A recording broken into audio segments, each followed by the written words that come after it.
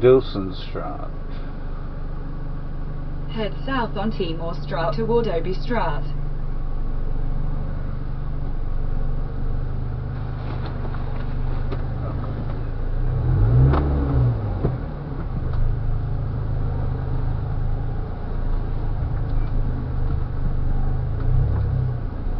Monarchy is by definition the complete opposite of democracy. Well, no, an absolute monarchy would be, but we have a constitutional monarchy where we have a parliament and we vote our MPs. In 150 metres, turn left onto Floristraat. Oh, well, yeah, fine. There is a constitution which doesn't allow an absolute democracy. Turn left onto Floristraat. The principle of it being a monarchy, the fact that you're born into the family, that you receive all the perks and the pros, just because you have, their blood in your veins, you didn't really do anything to deserve that. That's not democratic at all. But, having said that, I think if you look at it from an economic perspective, I think it's very advantageous for Britain to have the monarchy, because if you look at, purely in terms of the numbers, the amount of money that they bring in terms of leisure tourism and accommodation is £500 million. In 400 metres, turn right onto Spoor End Bay. Of the monarchy is security, which is only £100 million. Okay, thank you very much, Mohammed. I'll have to leave it there. It's the end of my time on the programme. Thanks very much indeed, Chief, for your call and for your sweet text to finish. In regard to tourism, France has the largest tourism industry in all of Europe. They got rid of their monarchy in 1799. Royals aren't needed to bring people in. History is what people spend money to see. Well, Michael, if you'd been at Windsor a few weeks ago, it was very much the royals that people wanted to see, and of course a nice happy bride and groom. Thanks for all of your calls. Make sure you download the LBC app as well as listening to LBC wherever you are. You can listen back to this, all of our other programmes as well from the last week for free, by the way, on our catch up feature. You can just download the LBC app for iPhone or Android and tap on catch up. Very simple. Coming up at 7, it's Andrew Pierce. Right now though, in Breendale, it's Tom Swarbrick. Sheila, thank you very much indeed. Coming up this afternoon, they annexed Crimea, they used a nerve agent in the UK, and they prop up a brutal dictator in Syria. And yet the President of the United States wants Russia back round the table. The G7, which used to be the G8, they threw Russia out. They should let Russia come back in. The new Italian Prime Minister agrees with him. We'll discuss that in an hour. First though, Northern Ireland would form part of our customs territory. Barnier blows up the time-limited backstop plan. Boris says we need more guts in the Brexit negotiations. Chaos? What chaos? If you voted for Brexit, do you actually believe that it's going to happen at all?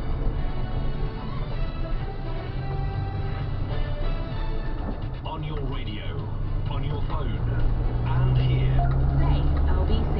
Leading Britain's conversation. This is LBC. From Global's newsroom at 4 o'clock. Turn right onto Spoor End Bay. After suggesting that Russia should rejoin the discussions, Moscow's representatives were ousted from the elite group in 2014 as punishment for the annexation of Crimea. Ahead of what's expected to be a divided meeting, the president's escalated rhetoric against his European and Canadian allies over their criticism of his trade policies. Mr. Trump spoke to reporters before boarding a flight to Quebec. In 300 metres, turn left onto Industry Bay. Whether you like it or not, and it may not be politically correct, but we have a world to run. The EU's chief Brexit negotiator has rejected several key parts of the Turn left onto Industry Bay, Waterbrug. with Ireland. Michel Barnier says a time limit on possible customs arrangements means it couldn't be a true fallback solution, nor could it be applied across the UK. It's after Downing Street insisted Boris Johnson has the confidence of the Prime Minister.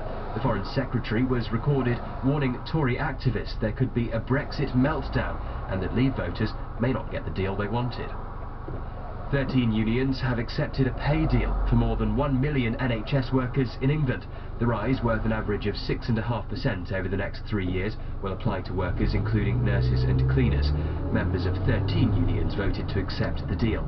Josie Irwin from the Royal College of Nursing says there's still room. In 600 metres, turn right onto Bay. thinking about what is the best way of providing evidence about our members living in those areas and working in those areas so that we can increase their salaries at the end of the 3 years. The Queen has had successful surgery to remove a cataract. The 92-year-old underwent the procedure as a day patient at the private King Edward VII Hospital in London last month. It's the most common operation performed in the UK. And the Premier League will introduce a 2-week winter break for its clubs from the 2019-2020 season. It'll be staggered through February, so there won't be any weekends where there are no top-flight matches. The LBC Markets report. A short time ago, the FTSE Turn right onto Waterveen. 48 at 75.56. The pound buys $1.34 and €1.14. LBC weather, most places dry tonight except showers in the southwest and northwest. Tomorrow, sunny spells with heavy rain in western parts. Overnight, a low of 10 degrees. From Global's newsroom for LBC, I'm Thomas Watts. LBC travel in Hertfordshire, it's slow on the M25 clockwise from junction 22 for St Albans to junction 20. Continue on Waterveen for 2 kilometres. Broken down. In London, queues remain on the North Circular Road westbound from the Cooks Ferry interchange at Edmonton to Chequers Way and Palmer's Green. That's after an accident that's now been cleared. In Hampstead, it's very slow on the A41 Hendon Way southbound. 2 lanes stay blocked because a coach is broken down at Finchley Road. And in Somerset, there are severe delays on the M5 northbound. 2 lanes are closed after a trailer overturn between junction 20 for Clevedon and junction 19 for Portishead. LBC Travel, I'm Dave Goff. This is LBC. You probably think you're pretty good at multitasking behind the wheel. I mean, you have to multitask to drive. So what's wrong with checking your phone? The thing is, your brain's simple. Quick reply affects your concentration and makes you less able to react to hazards. If you use a mobile phone while driving, you're 4 times more likely to crash. Think. Put your phone away. This is LBC from Global, leading Britain's conversation with Tom Swarbrick. And a very good afternoon to you. 4 minutes past 4 is the time. Tom Swarbrick in for Ian Dale at Drive. In an hour, as world leaders gather in Canada for the G7, the President of the United States is missing his pal. They should let Russia come back in, because we should have Russia at the negotiating table. What was it about annexing Crimea or using a nerve agent in another G7 country and propping up Assad that he actually likes? This is a breaking story this afternoon. We'll get reaction from other G7 leaders to this. We'll also talk in an hour about whether Russia should be allowed back into the fold of the most powerful nations on Earth. Before that, though, What is feasible with a territory the size of Northern Ireland is not necessarily feasible with the full UK. Michel Barnier seemingly blows up the Irish backstop time limit. This was a row that has been rumbling all this week in government and within the EU, and it seems that everyone's just shrugged and said it's not going to happen at all.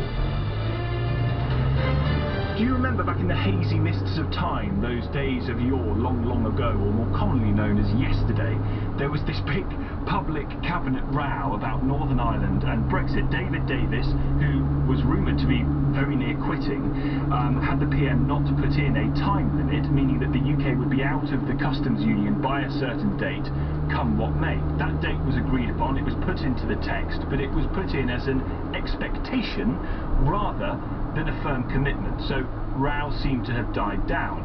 Cue last night, the Foreign Secretary wading in saying that the Northern Ireland question was the tail wagging the dog. There's nothing to be worried about at all. The UK needs more guts in the negotiation. And this afternoon, stay with me, Michel Barnier has rejected the UK's proposal for a time-limited backstop. So we've had 24 hours of pretty open cabinet warfare, including potential resignations that could have seen the entire government collapse over an issue that has been totally dismissed by the EU about something that seems so utterly intractable and yet is so key for Brexit, in the terms of which it's been set, for it to happen in the first place. All of this whilst the clock ticks down to the end of March 2019. It has felt this week. Head southeast on N200 toward Camera Obscura Vake Keg. With the votes in the House of Commons next week. So I want to speak to you if you vote. In 600 metres, continue on to A200.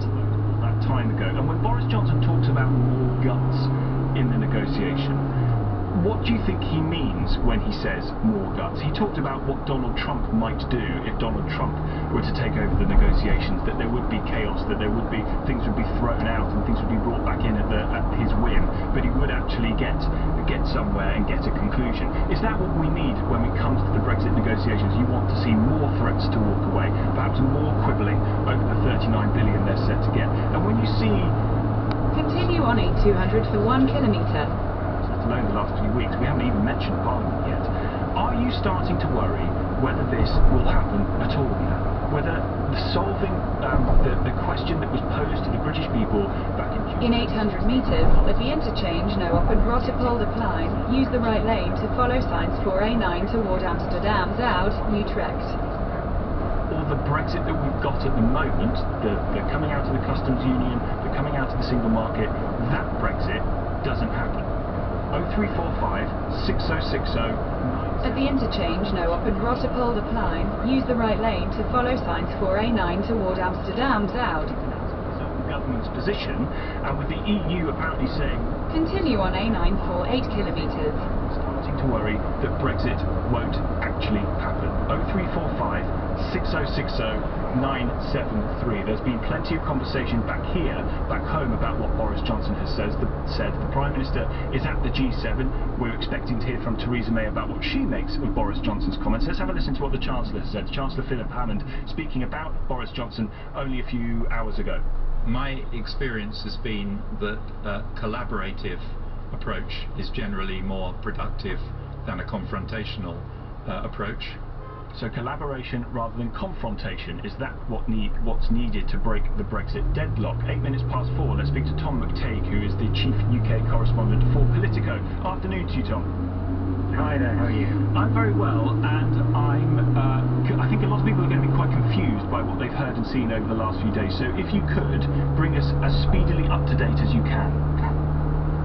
That's a hard task. Isn't it? I think the key thing to understand is that Theresa May and David Davis were locked in a bit of a standoff over the last couple of days on this issue of the backstop and whether it has to be time limited. Now, I tried to explain it to some friends last night, and I could see them glazing over. Yeah, it's why you're so popular, Tom, that you just introduced conversations about the Irish backstop time limit with your mates. Yeah, quite. But I think at the heart of the problem is, it's a very serious dilemma, and it is if the UK government signs up to something that's legally binding in perpetuity, then what incentive is there for the European Union after the Britain has left the EU next year to agree to anything better? Because it will feel like it has a very good deal, because the UK will have signed up to something forever. So the David Davis and the Brexiteers want to make sure that whatever we give away has a sunset clause in it. It comes to an end once we can move on to this bright, wonderful future we're moving into. And Michel Barnier this afternoon has said that time limit of, I think it's the end of December 2021, that can't happen. That's not allowed to be put into the final legal text. That's right, but I think if you speak to the Eurosceptics, they do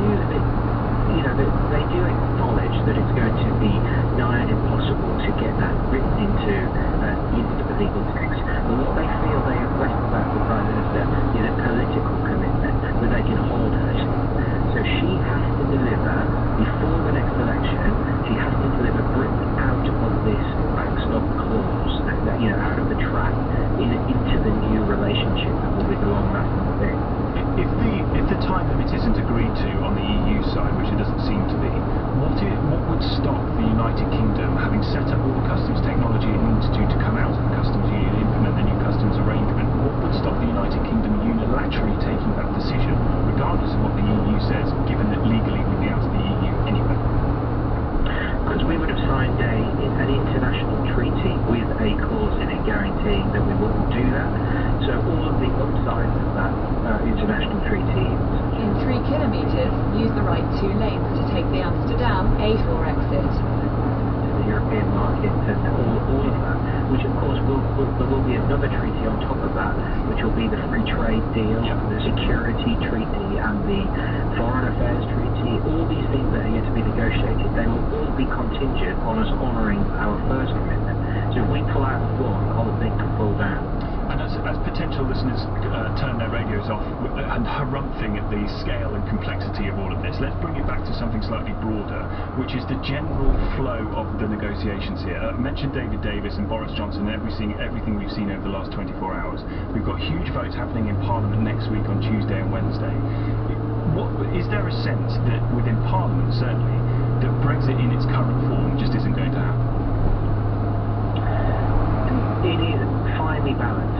So the reason you're not hearing too much anger on your radios or televisions from Brexiteers such as Jacob Rees-Mogg, who is not shy of publicity, is because they are looking at Tuesday and Wednesday and they are saying this is the big deal. On Tuesday and Wednesday the withdrawal bill comes back to the House of Commons, and this is the bill that takes Britain out of the European Union.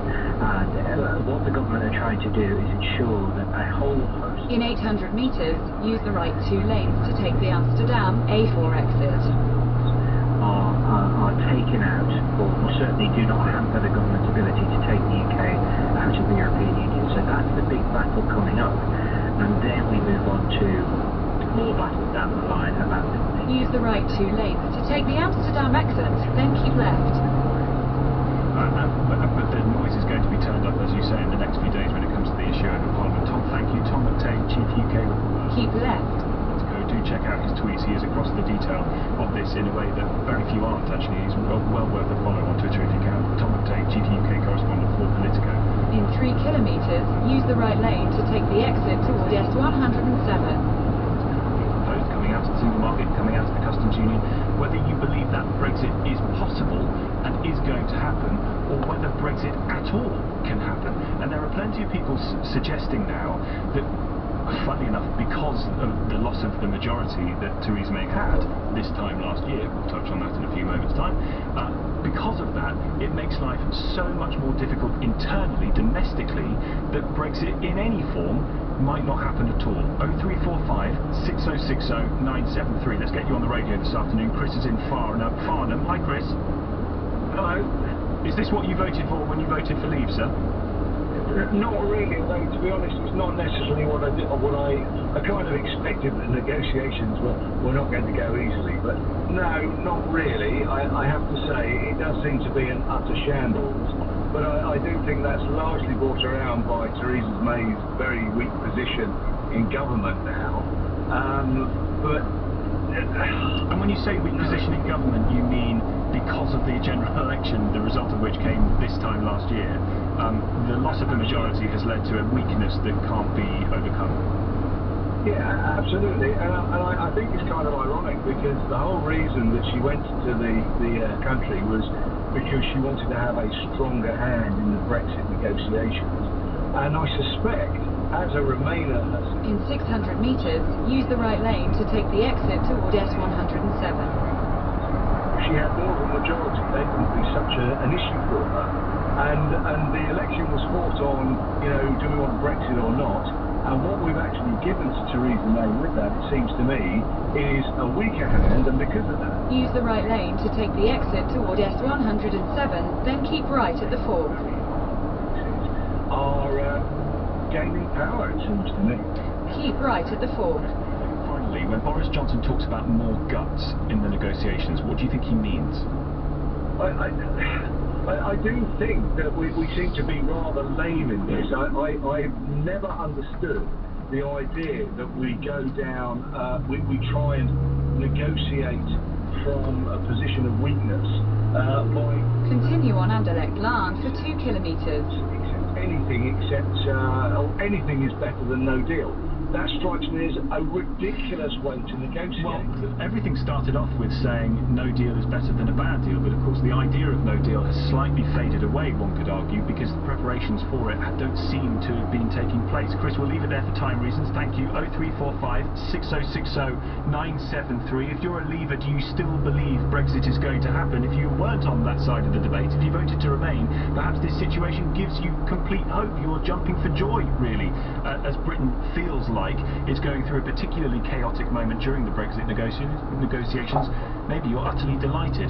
Coming up after the break, we're going to be speaking to Chris Wilkins, the former Director of Strategy in Number 10, around the idea that the loss of the majority is partly to blame for the situation we're seeing. We'll also hear in the next few moments from the DUP, from Nigel Dodds, who have put some particularly strong words for Michel Barnier this afternoon. 0345 6060 973. You're listening to Tom Swarbrick in for Ian Dale at Drive this afternoon. The time is 4:17. This is LBC. The British weather. It always has a surprise in store. That's why you need Bridgestone T005 tyres. They don't just give you reassuring stopping power on dry roads, but best-in-class wet grip too. No wonder they come as standard on Audis and BMWs. Plus, with better wear life, you can enjoy more confidence on even more journeys, whatever tricks the weather plays. Head to bridgestone.co.uk to find your nearest T005 stockist. Dave Goff is in the LBC Travel Centre. Thanks, Tom. In Surrey, it's slow on the M25 clockwise. 2 lanes are closed because of an accident between junction 10 for the A3 at Wisley and junction 11 for Chertsey. Also on the M25 clockwise in Hertfordshire, it's slow from junction 22 for St Albans to junction 25 for the A10 at Enfield. There's a lane closed because the lorry's broken down. In London, queues remain on the North Circular Road westbound from the Cooks Ferry interchange at Edmonton to Checkers Way and Palmer's Green. That's after an accident. In 300 metres, turn right. M5 northbound, 2 lanes are closed after a trailer overturned that was carrying a road sweeper. That's between junction 20 for Clevedon and junction 19 for Portishead. LBC Travel, I'm Dave Goff. Last time on the Nigel Farage Show, John in Zavernake says Turn right toward Henk, Snevely Edvey, S107, then turn right onto Henk, Snevely Edvey. it would have been worth the suffering. Really, John. Just about the lowest calibre SMS I've had for a very, very long time. 5 days of Farage. Monday to Thursday evenings from 7 and Sunday mornings from 10. The Nigel Farage Show. Only on LBC. You probably think you're pretty good at multitasking behind the wheel. I mean, you have to multitask to drive. So what's wrong with checking your phone? The thing is, your brain simply... A quick reply affects your concentration and makes you less able to react to hazards. If you use a mobile phone while driving, you're 4 times... Turn right onto Henk, Snevely Edvey, S107. There's no... Continue on Henk, Snevely Edvey for 1 kilometre.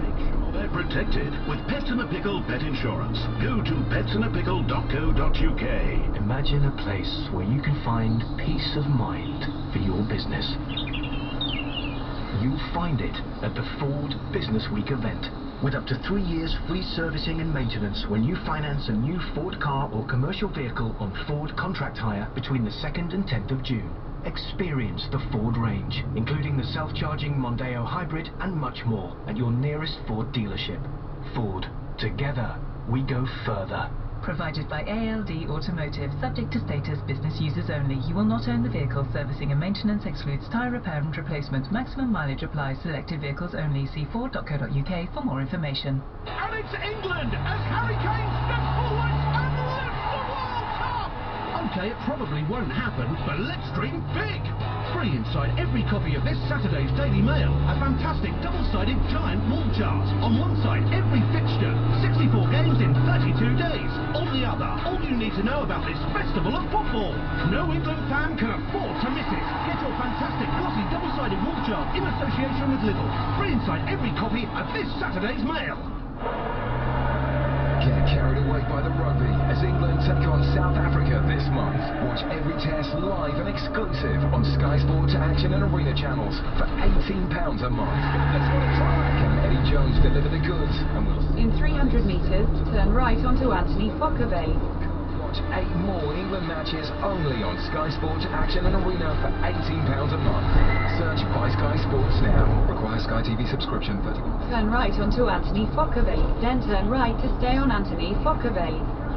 Business card. Earn rewards for your business and keep your cash flow flowing. T&C. Turn right to stay on Anthony Fokkerweg, then turn left to stay on Anthony Fokkerweg.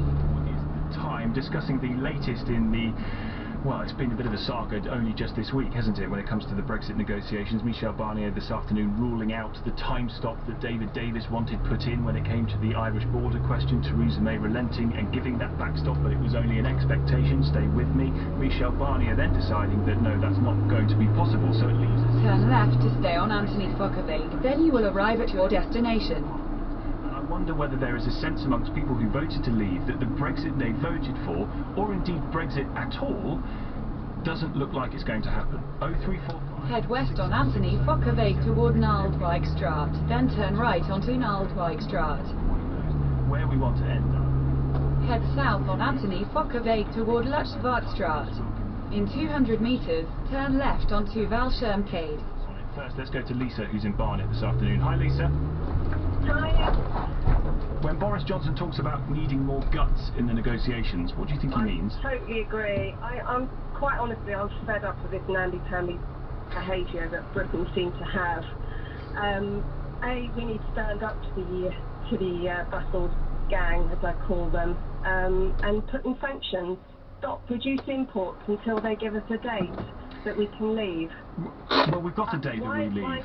We've got a date. It's the end of March 2019. Why can't we just turn round to them and say, look, if you want to play hardball, we'll reduce the amount of imports we take from you. Well, because that might damage our economy. Well, for the time being, until they... Otherwise, we're always giving in to them. They want to set an example to us anyway, to every other country who might potentially want to leave the EU as well. So they need to set an example and make it as difficult as possible for us. Is that to say then that it'd be better to see us talk more about walking away permanently if we're not able to get the deal that we want? I think so. I just think we just have to be a bit more ruthless. I think just keep rolling over. It's ridiculous. I think we have to start putting our foot down. And the Chancellor, Philip Hammond, saying, actually we need to be much more conciliatory, that's the way that you go about getting a deal, you would say is rubbish. Yes, that's it. I think everybody's been rolling over at the moment, and nobody seems to have any structure, or actually any I want to say something else, but any confidence in going forward and taking this forward. I would have voted Remain. I wouldn't have voted Leave just yet. But having had the referendum and the leave was unanimous, I think we should leave. I think we should listen to people, and I think people should be half glass full instead of half glass empty all the time. Well, I agree with the idea that the democratic imperative is an important one, and if people have voted for something, politicians should go about trying to make it happen. But the problem with having a referendum on a complex issue was that nobody was quite sure what the answer to the question of what does Brexit look like when they took that decision, and everybody's got their own view of what it should look like. Lisa, thank you. 0345 6060 973, 4:25 is the time. It was a year ago today that the exit poll dropped and Theresa May's majority had been wiped out. It is part of the reason, as we've been hearing from some of you, you feel that the Brexit negotiations aren't going the right way because of a lack of majority in Parliament. One of the men who was involved not just in Theresa May's first 9 months in office, but also, like me, during the general election campaign of 2017 was Chris Wilkins, former Director of Strategy at Number 10, and who joins me in the studio this afternoon. Thank you for coming in, Chris.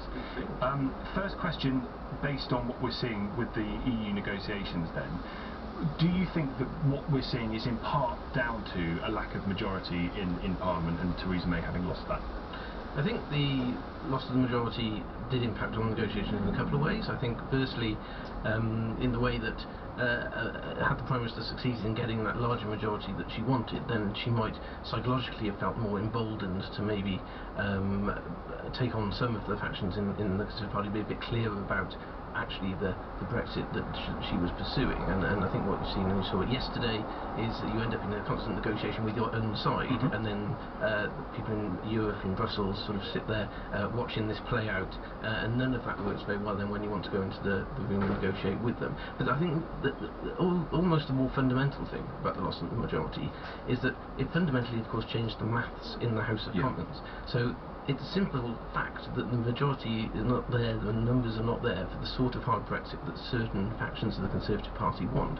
And so to some extent all of this sort of negotiation we see going on within the Conservative Party is a bit like performance art, because the majority isn't there. So I think that impacts on it massively. Yeah, and particularly when the EU say that it's not going to happen at all, although I suppose that's up for negotiation. Let's talk about the campaign itself, because you and I were both in CCHQ while it was taking place. Thank you for reminding me. This is going to be a bit like therapy, I think, for the next few minutes. We called that election with good poll numbers. Theresa May was flying high in the polls, but you knew, I think, didn't you, that poll rating was quite flimsy? Yes, I think what we knew was that it was. People were basically giving the Prime Minister the benefit of the doubt at that point. She'd taken over a difficult time. David Cameron stepped down straight after the referendum. She'd stepped up, and what the research that we did at the time showed us was that people were really prepared to firstly give her the benefit of the doubt for doing that, but also because some of the things she'd been talking about suggested that she had captured something in the referendum result, and interpreted that in a way that really spoke to sort of voters who wouldn't necessarily have thought voting Conservative in the past, and indeed voters who've not voted really for a long time, if ever, before. So there was some benefit of that, and the point of calling the election was to try and capitalise on that and sort of lock that in.